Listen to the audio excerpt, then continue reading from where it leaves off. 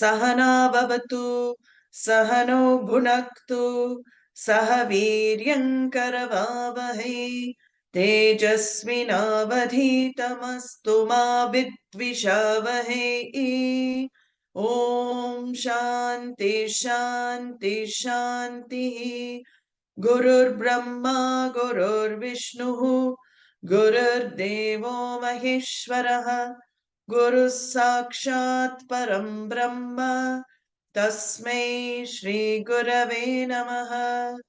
दयाकरं दयाकारं दान्तं धर्मप्रवर्तकं प्रणमामि दयानन्दं मदाचार्यवरं परम्। ॐ गं गणपतये नमः। ॐ गं गणपतये नमः। ॐ गं गणपतये नमः। वासुदेवेन्द्रयोगीन्द्रं नत्वा ज्ञानप्रदं गुरुं मुमुक्षूणां हितार्थाय तत्त्वबोधोऽभिधीयते। सर्ववेदान्तसिद्धान्त गोचरं तमगोचरं गोविन्दं परमानन्दं सद्गुरुं प्रणतोऽस्म्यहम्।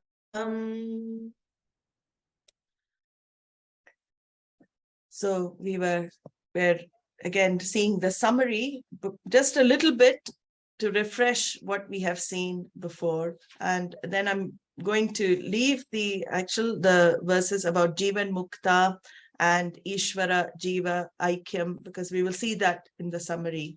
So last time we were seeing karma, the order of karma. And we saw this karma is divided into three. So we have the sanchita karma, which is the unmanifest karma phalam. When we say karma, we understand as karma phalam, so not as actions. Sanchita means the baggage, all the baggage that each one has. Lifetimes of karmas done are stored there. The results are stored in sanchita karma. It is invisible bank account, like savings account. And what manifests in a particular lifetime to give you your parentage, to give you your birth, to give you your circumstances in life, to give you your body even, all of that is called prarabdha. So certain factors get put together and manifest in a certain janma, in a certain birth. How that those factors get put together and manifest? Only karma phaladata decides. Bhagavan decides. He is the form of the giver of the results of action. He decides. So we saw that this is the second type of karma there is.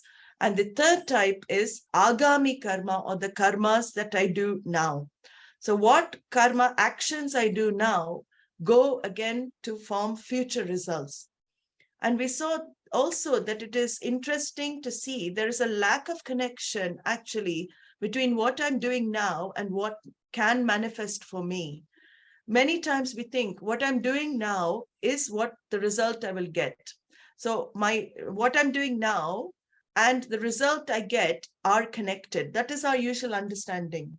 But in the scriptures, it is very clear. What I'm doing now need not be necessarily connected to what result I get. And that helps actually assimilate a lot of our experiences in life, because I may be doing something now, something totally opposite happens. How does that happen? Because Bhagavan, again, as karma phaladata, as the giver of results of action, has manifested a certain situation for you from purva janma, past life. It may not come from this life. Past life debts we also have to repay. So this is called agami karma. Now, when I do the karma, it goes towards my future life, my future karmas, or even in this life, it can manifest. And how do I get rid of this karma? Bhogena nashtam bhavati prarabdha karmanam bhoga deva kshayah iti. The text says that you can only get rid of this karma by going through the experiences. That is very interesting. You cannot just blow the karma away. It does not get exhausted like that. By undergoing the experiences of suffering, pain, or joy, you reduce your karmic account. So whenever I undergo joyful experiences, happy experiences in life, pleasant experiences, I'm actually getting rid of punya. Punya account is going down. And when I go through unpleasant experiences in life, things that create some sadness, sorrow, that is unpleasant, I'm actually reducing papa account. Now, if I can see life in this very, very, it's a scientific order. If I can see life in this way, then I will be very happy when unpleasant things happen. Because why? Papa account is going. So this is, again, our way of looking at life. This karma helps us accept it as well. So we also have understood with this law of karma that we cannot control our future. We cannot also erase what has happened in the past. Past is past, it's gone. I cannot go back and change what I've done or what has happened to me. So there is no room in life for regret and hurt. Regret and hurt, all of that will fall off when I understand that these are unchangeable. Past is something which is a fact now. The definition of fact is what? A fact is something I cannot change. That is why it's called a fact. Past is a fact because I cannot change it. So I let go. Order of Ishvara, whatever has happened, it has happened. Hurt and guilt also, I've had to experience because of, again, karmic reactions. I've had to go through those situations to exhaust the karma, but I'm not bound by the situations I have to go through. So these are the type of karmas that the Shastra talks about. And bhoga deva kshaya iti, everything is connected. This prarabdha karma is a huge network because whatever happens to you also affects others. If you are going through a certain situation, people in your family are also affected by it, right? So their karma is to get affected. And if they're going through certain situations, you are affected by it. Your karma is to get affected. Somehow everybody's karma is interlinked, intertwined. So you become prarabdha karma for others. They become your prarabdha karma. If you can see that, you will not, again, it'll be, if somebody says something that you don't like, or somebody shouts at you, everything, you can easily, again, assimilate by saying, you are my prarabdha karma manifesting. Of course, that is in your mind. You don't tell them that. That will make them angrier. You understand that it is prarabdha karma for you. Everybody who comes into your orbit is prarabdha karma for you. So your prarabdha is linked to theirs is linked to yours. And this is how life is. We've all come together in life to exhaust our prarabdha, punya and papa. So agami will go to form future karmas. We are not interested as a spiritual aspirant. We're not interested in any of them because we are interested in knowing we are a karta, non-doer anyway, so karma does not affect at all. So I'm going to actually now go, I think I will, you have a look at the text.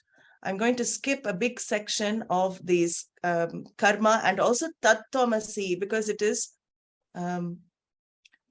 it is tattvamasi, again, talking about the oneness of Ishvara and Jiva. So here we have a lot of technical discussions in this text. It will be difficult now to go through because last class I wanted to actually give you a summary of it. Here, just to give you a brief view of it, in the scriptures, there is an equation. We know the equation, tattvamasī, you are that. Now, on the physical level, I cannot assimilate that I can be the Lord. It is very difficult to assimilate because I'm this limited self. I'm an individual. I have a certain history. I have certain needs. I have certain likes. I am this individual, I have a name, I have a parentage, I have all this associated with me, and you are telling me I'm that Lord? How is it possible? It is not possible. We don't say it is possible, we say it is impossible. On the physical level, you can never be equated to Lord. But all the texts say, and including this Tattvabodha text, what does it say? When you understand that you are not just this physical body, you are much more than this physical self you take yourself to be. Your very nature is consciousness, and you are not limited by nature. Your nature is limitless. Maybe your upadhi, the body, mind, senses have limitations, but you are limitless. And Ishvara too is not governed by name and form. He is also that same limitless truth that is your very own nature. On the intrinsic level, on the essential level, there is nothing but oneness. Just like water and ocean are different in size. Water and ocean totally different in size, different in shape, different in in so many aspects of name and form. But the essence of water and ocean is only one, that is tattvamasī. That water is ocean and that wave is water. That is the truth.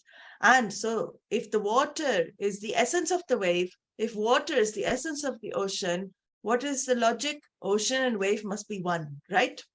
So on that level, there is oneness. Essence of you, essence of Ishvara is just one. There is oneness on that level. So there are huge discussions in the scriptures talking about all of this oneness. And the one who recognized the oneness, Tattvabodha goes on to say, who is this Jivan Mukta? The one who is free while alive. The one who recognizes the oneness is the one who is free. And this one is called an enlightened person. He is the one who is free from all limitations of life, all limitations of sorrow, all limitations of this feeling of insecurity. That is also a very, very difficult feeling to carry. Always this feeling of insecurity. What is going to happen? Am I going to be okay? We never know. That fear that comes, the insecurity that we have in life. This Jivan Mukta, the one who is free, discovered this truth. He is free from this sense of limitations. And how does he get free? He has discovered the oneness of his essential nature, being one with Ishvara. So there's no separation at all. He knows. That is how you know Lord is with you all along. In fact, even in this moment, Lord is with you. Lord is in you. He is around you, above you, below you. He is there with you. But you don't recognize it. That is the problem. Ignorance is what separates you from Bhagavan. So this Jivan Muktaha, the next section says, he will understand himself to be Satchit Ananda Swarupaha. He is the very meaning of existence, consciousness, limitless happiness. He has discovered that. Like the pot, we use the example in the scriptures given of pot and space. So when you discover your space, what do you discover? That the limitations of pot, if the pot cracks, can a cracked pot affect space? It cannot affect space. Nothing can touch space. The discovery of oneself as space is the discovery of one's limitlessness. And in that discovery of yourself as space, you see that that space inside the pot is the same space outside the pot. Where is there different space? As though space seems enclosed in the pot. But when I understand, inside space, outside space is one space. That is called self-realization, understanding that you, in fact, pervade all the pots. You pervade everybody in this universe. Very difficult fact to assimilate, but it is a fact. Understanding this, you can have no fear from another person. Why? Because there's no other to see. Essentially, that person and you are one. Physically, you may be different. That person has a different personality. That person is a different entity. But in essence, Atma is one. That's why we say, our blood relations, we say blood relations is only on the level of physical body. Atmic relations is on the spiritual level, and everybody is related atmic wise. Everybody's family in the level of consciousness. There is nobody who is not yours. All are one family. Vasudeva Kutumbakam. The whole world is one family. And the Lord is the father of the family, said in the Vedas. He is the parent of the family. So this jiva, this Jivan Mukta, he has discovered what? Very clearly he knows, I am that. Not you are that. He has claimed that you are that, and he's converted it to I am that. He knows very clearly he is in the form of consciousness, and there is no worry for him. He doesn't, the Upanishad goes on to say, he doesn't care whether his body drops off in a nice palace. When his prarabdha karma is finished, what happens? The body drops off. Physical body will drop off. And when his prarabdha is finished, it doesn't matter to him whether his body drops off in a nice palace or in the cremation ground of Kashi. He has no attachment to the physical form. He has no attachment to karma. Nothing sticks to him. He becomes totally non-stick, Teflon. So he's a Teflon-coated jnani. Nothing sticks to him, and he knows he is, the truth. Then the text goes on to say, if you criticize such a jnani, that is very interesting. If you criticize a jnani, what happens? Then, because he has no karma, he's discovered himself to be akarta, non-doer, and abhokta, non-experiencer. So no karma phalam, no result of karma can accrue to him. Then where does the karma go? So it is said that if you praise such a wise person, the good karma of that person comes to you. So you gain his punya karma, it transfers to you. And if you criticize him, opposite happens. If you criticize what? You get his papa karma, whatever papa baggage. So that is why in our culture, whether you know somebody is a jnani or not, we don't know. That's another thing. You don't know whether somebody is jnani or not. Better to give them benefit of doubt. Don't criticize, because papa karma, maybe that last section is said to actually avoid criticizing a jnani, but it is just said like that. But we avoid from criticizing anybody. In fact, there's no need for criticism because everybody is the way they are. So we can't judge this is a jnani, this is not a jnani. We don't go, as I said, there is no jnani spotting in the Shastra. This scripture is not given to spot wise people or realized people. We use, sometimes people, use it to look at ourselves and ourselves grow, not to spot how others are growing. I remember one time where I took a class on the gunas, sattva, rajas, tamas. And it was a long time ago when I first started teaching. So the sattva, rajas, tamas guna came up. I remember the, class afterwards, a question, my brother has got a lot of rajas. He does this. My sister is tamasic. She does that. Everybody in the class was pointing to everybody in the family. This is tamasic. This is rajasic. This is sattvic. No, all of these are given for one to introspect, to look at one's own mind and to see one's own growth. So with this, I'm going to end the text, without the last part. We can go through another time. It is a separate section. It takes a lot of unfoldment. And we will do a short summary of the text. So Tattvabodha means self-knowledge. It's a knowledge about the nature of yourself. It is the ultimate knowledge because you cannot get further than this knowledge. When you understand this self, you don't need to understand anything else. Yena vijñātam sarvamidam vijñātam bhavatiti. Knowing which everything is as well known. And Adi Shankaracharya, he has written this text. He has given this text for our understanding of further texts that are, people are interested in studying, like the Upanishads.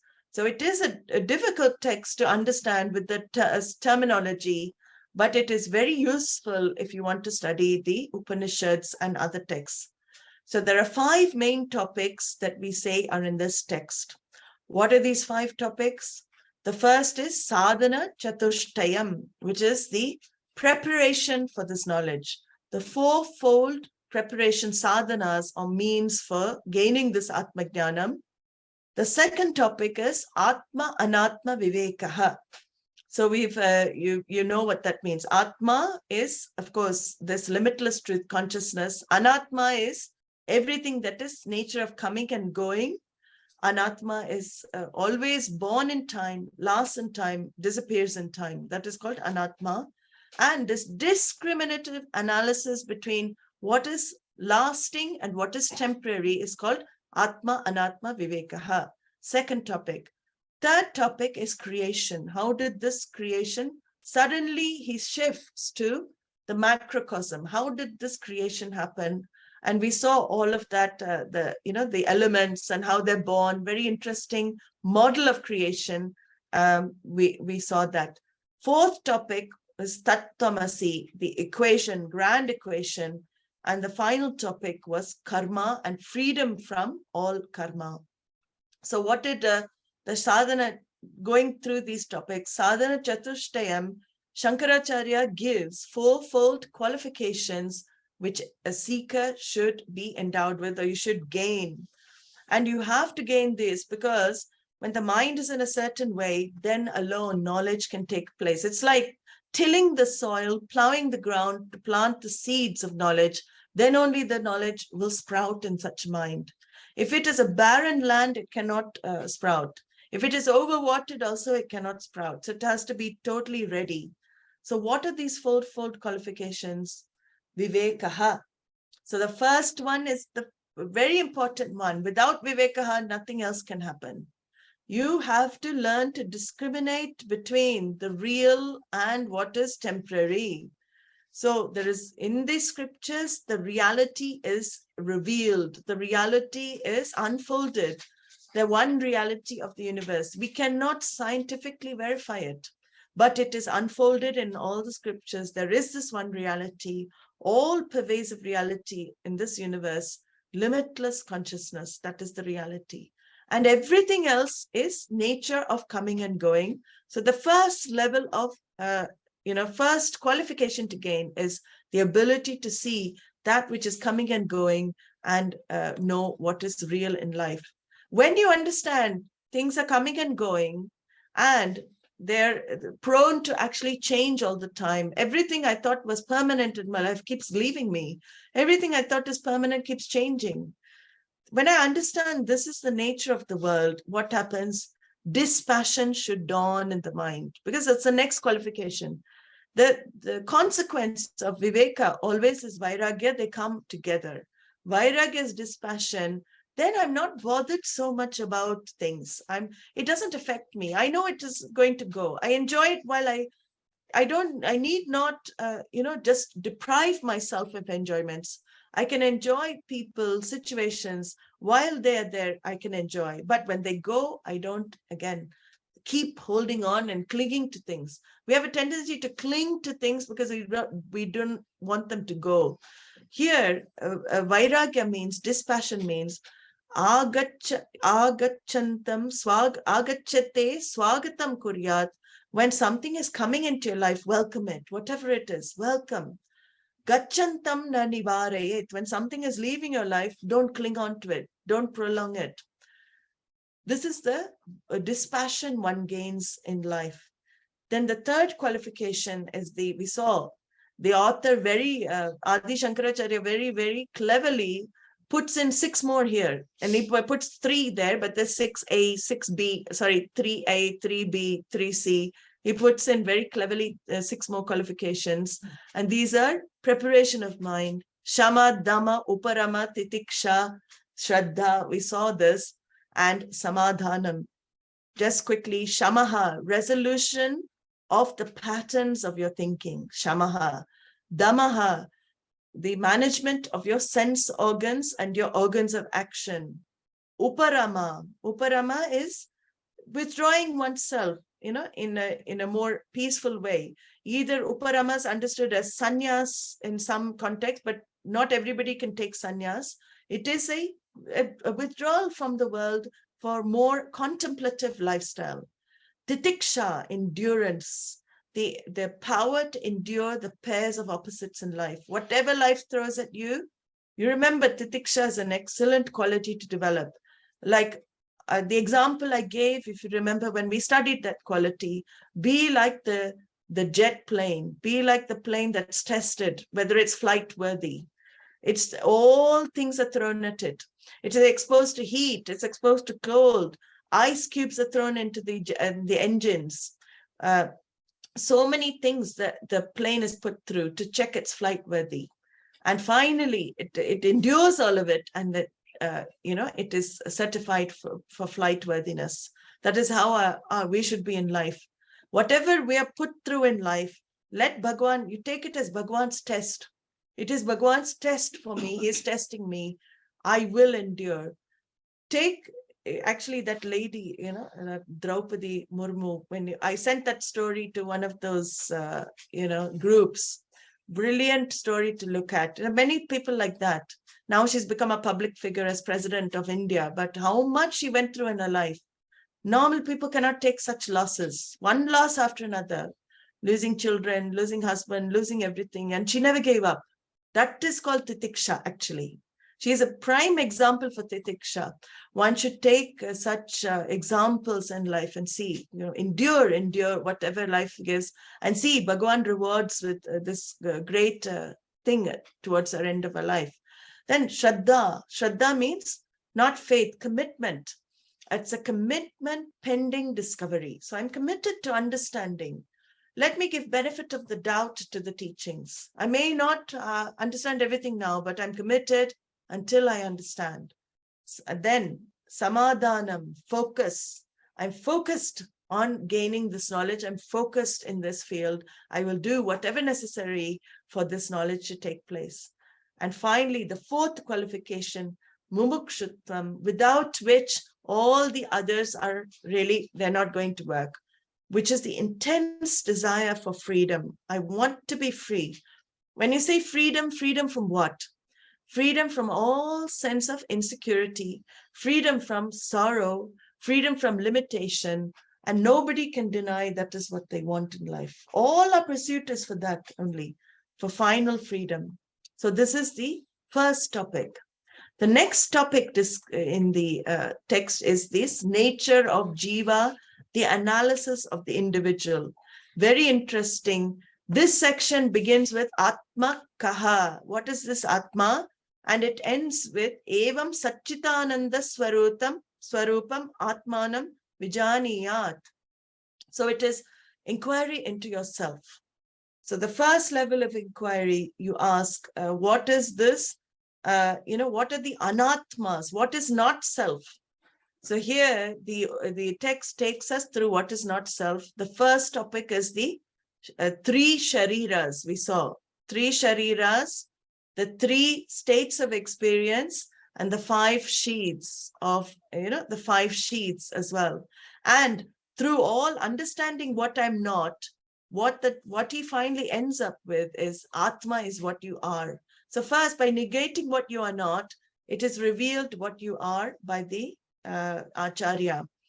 Atma alone is the one truth. Anatma is unreal. Atma is the most subtle in this universe. Anatmas are all gross. Atma is the one that transcends the 5 sheaths. It is the one that pervades the 5 sheaths. At the same time, it is free from all the experiences. So what are the 3 types of shariras we saw? The first is very obvious, gross body, sthula sharira. It is formed of the 5 elements.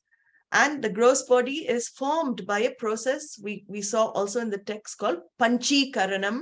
This has formed this gross body. Subtle body is formed before the grossification of this physical body. The subtle body is also a product. It is formed. And what are these bodies formed by? They are formed by the good deeds done in past lives. So the text was very clear. To get a human birth is not easy. You have had to have done some good somewhere to get this opportunity of having human life as well. So we saw gross body. Gross body undergoes modifications like asti jayate, we saw that it is born, it grows, it matures, it decays, and then it drops off. That is the physical body. The subtle body has 17 parts. This is an interesting concept of the subtle body. The organs of the power of the organs of perception are in the subtle body. The power behind the ear. So it was very interesting to note that the power is not located in the physical organ of the ear. The power behind hearing is in the subtle body. So the physical organ, that's why the physical organs can still remain on the body, but the power there ceases to be. That's why somebody becomes blind or somebody becomes deaf. So you lose the functioning of organs because the power is not blessing that place. So the power is located where? In the subtle body. The power behind the sense organs is in the subtle body. The 5 organs of perception, organs of knowledge, ear, eye, tongue, skin, nose, are the first 5 components of subtle body. Second 5 components are the organs of action. Speech, organ of action, tongue, hands, organ of action, legs, excretory organs, and the organs of procreation. These are the organs of action in life. Action means, how do I relate to the world in the external world? Through these, I act in the world. And then we have the 5 vital airs, which is the pranas, pancha pranas, which keep the physiological functions in the body going. These are called the 5 vital airs. These make 15 components in the subtle body. There are 2 more he adds, which are left, which is the manaha, the aspect of thought, which includes emotions, desires, all of that, and the buddhi, which is the intellect or the rational capacity of a human being. This is the component of the subtle body. And the last body we found was the causal body. The causal body, if you remember, is the nature of ignorance. It is beginningless. And it is the cause of the other 2 bodies. So from one standpoint, we were introduced to the Shariratraya, the 3 bodies of every being. Every being in this planet is composed of this causal body, the subtle body, and the physical body. A trichotomous view of a human being. So you're not just the physical body, you're all of these. Then we saw another level of analysis of the individual, which is the 5 sheaths. It's another way of looking at it. What are the 5 sheaths? Annamaya kosha, which is the food sheath. The body is nothing but modified food. This physical body is modified food, and it grows by food, and it goes back to become food for others. So this is the physical body. Pranayama kosha. Next one, vital air sheath. Manomaya kosha, the mind and 5 organs of perception included in Manomaya kosha. Vijnanamaya kosha, the intellect. And Anandamaya kosha, which is the happiness, or the priya, moda, pramoda vritti, the fluctuating levels of joy I have in life, Anandamaya kosha, which is also not you. That is where I make the final confusion. I think that is me. So these are the 5 levels of error I commit in life. Identifying with these 5 sheets are levels of error. We saw that Atma is more than these 5 sheets. Then we looked at the 3 states of experience that we have as human beings that we go through. The waking state, in which all the 3 bodies are present. In the waking state, my physical body is very active. My sthūlasūkṣmaśarīrābhimānī, the subtle body is there. Causal is also there along with all of them. So in waking state, I am fully awake, called Vishwa in waking state. I have my perceptions, powers of perception, everything is active in waking state. Next state is dream state. And in this dream state, my mind, again, there's a projection from within my mind, according to what I've gained in waking state and retained.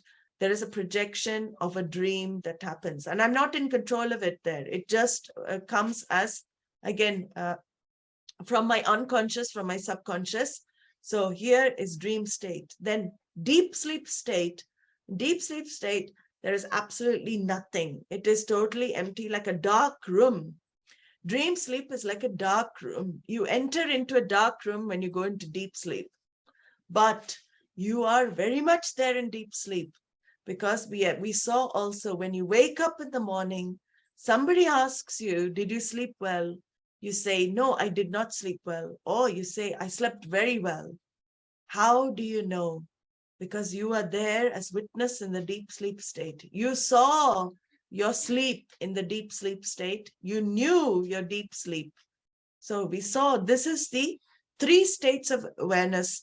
All of these things that are used for analyzing what I am not. Finally, the text came to nature of the self, what you are. You are Sat. You are that which exists in all 3 periods of time, Sat. You are Chit. Chit is the consciousness that lights up all objects of knowledge. And you are Ananda. Ananda means there is no source of happiness greater than yourself.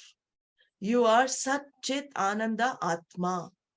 So this was the analysis in the text of you, of Tvam, of the individual. Then the text goes into the analysis of Tat, that. Who is that? That's a flow of the text in Vedanta. You go from individual to total, and then the unity of individual and total is brought into the picture. So we saw the creation topic. What did the creation topic discuss? We saw the Brahman, Maya, Pancha, this Mahabhutas, these 5 great elements. We saw that there is a subtle prapancha, there's a subtle world, universe that pervades the gross universe. That is also very interesting because behind everything in this universe, there is a subtle cause. So the subtle universe pervades the gross universe. Like the best example is the subtle universe is in a tree seed. In the seed, there is nothing that's seen. That's why it's subtle. But the tree, when you plant the seed, the tree is already there in potential form. So when we talk about subtle prapancha, it's that everything in potential, ready to manifest, it comes up. What makes everything manifest? It is Maya Shakti. We saw that this Brahman with Maya Shakti gives rise to this universe, manifests this universe, and she is the one. We say she's given a gender. Brahman is he, she. So this he and she of the universe are the father and mother of the universe. Again, male and female concepts interestingly come to form this universe. Maya is nothing but the power of Brahman. He is the powerful, she is the power behind. So he is the one who wields the power. So we saw that in the manifestation of the world, these 3 gunas were talked about. This Maya Shakti contains 3 qualities. What are they? Sattva, Rajas, Tamas. Sattva is the quality of knowledge, of knowing, of goodness. Rajas is the activity. Tamas is inertia. This is general understanding of it. So the sattva of all, sattva portion of the subtle elements we saw go to form the organs of here, perception are formed by the sattva element of the Maya Shakti. And the whole of sattva, all of the sattva of the elements go to form what? The sattvic quality of each element goes to form your antahkarana, the mind thinking capacity, which is very, if you remember, I said very interesting, because this antahkarana, this thinking capacity of a human being, consists of 4 aspects. So deciding nature, which is the intellect, the doubting nature, fluctuating nature, which is the mind, the egoic self, the ahaṃkāra, and the memory that stores everything. These are the 4 thinking capacity of a human being. And the sattva nature, the sattva of all the elements, subtle elements, go to form the thinking of a human being. Which very interestingly, I said, you note, originally our minds, all our minds is pure sattva. Everybody's mind is peaceful and calm by nature. It is created like that. But what happens over the course of time? It gets tainted by rajas and tamas, and that's why disturbances happen. That is why we all love babies. Babies have that pure sattva. When they're born into this world, mind is sattva, very pure, innocent. And that is our nature, actually. So whole of life is to going back to, again, not a baby's mind, but to have that pure mind with that intellect functioning. From the rajas portion of the subtle elements, you get the organs of action. And the total rajasic content of the whole 5 elements, you get the prana sharira, you get all the vital airs are born. And the total tamas of the subtle elements goes to form the gross universe. The tamasic aspect of all the subtle elements goes to form the gross universe. We saw all very technical aspects, not easy to understand, but very interestingly, like Rishi physics, how this universe is formed. You can go back and see. The 4th topic of Tattvabodha after the creation is now the equation of the 2. So we saw what tvam is, we saw what you are. First of all, we saw what I am by negating what I'm not. I'm not the 3 shariras, I'm not the panchakoshas, I'm not the avasthatraya. How beautifully you are Atma, it is said. Then also the creation, how creation happens, and how Ishvara is explained in that creation. He is also limited by Maya Upadhi. This whole universe covers the Lord as so. We don't see the one behind all the multifarious names and forms because we get trapped in the multiplicity of the world. We don't see Bhagavan behind. He is the magic behind everything. He is the magician behind the magic. He is very much in and through everything in this universe. So the 4th topic is Tattvamasi. This now says that there's an equation that is revealed here. On the intrinsic level, as I said, the jiva and Ishvara are one. When I remove the upadhi, this limiting adjunct of the body, mind, senses from the individual, and I see I'm more than that, I'm a formless entity. Someone very beautifully said, you are not a human being having a spiritual experience. You are a spiritual being having a human experience. That is very true. You are all spiritual beings having human experience here in this planet. It is seeing yourself as that formless entity which you really are by nature. So this Ishvara and Jiva are equated finally on the intrinsic level, as we saw, by removing this names and forms, seeing the one behind the names and forms, and seeing that I am also the same essence that is Ishvara. Then we went to the karma topic and freedom from karma, which was the final topic, seeing the sanchita karma, prarabdha karma, and agami karmas, the different karmas we just saw. So I'm not going to refresh that again.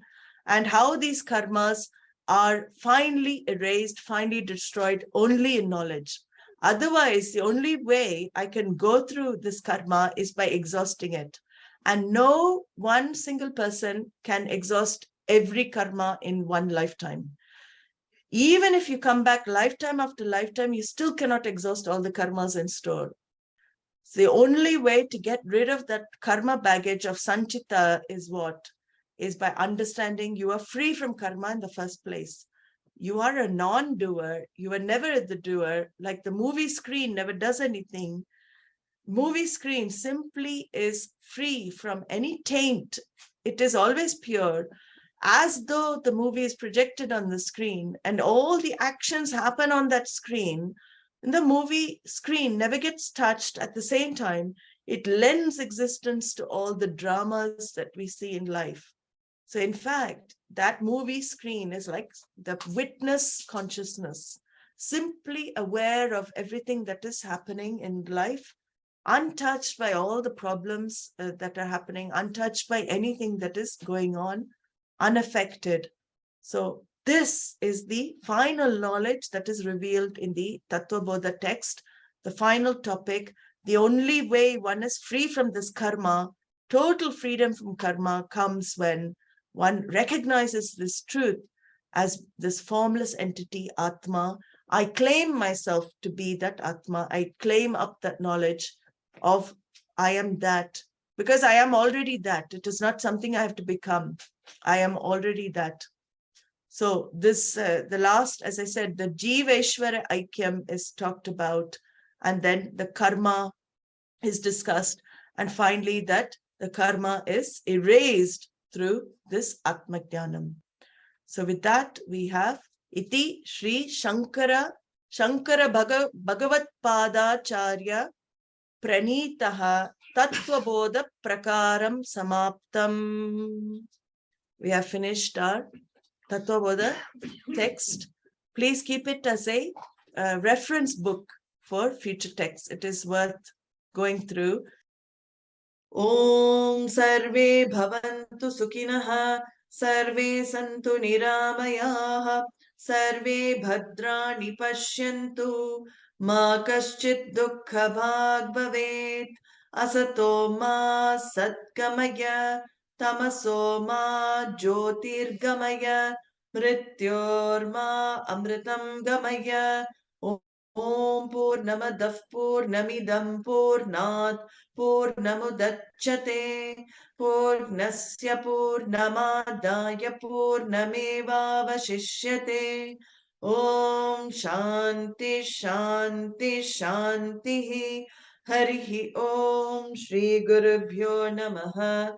Harihi Om.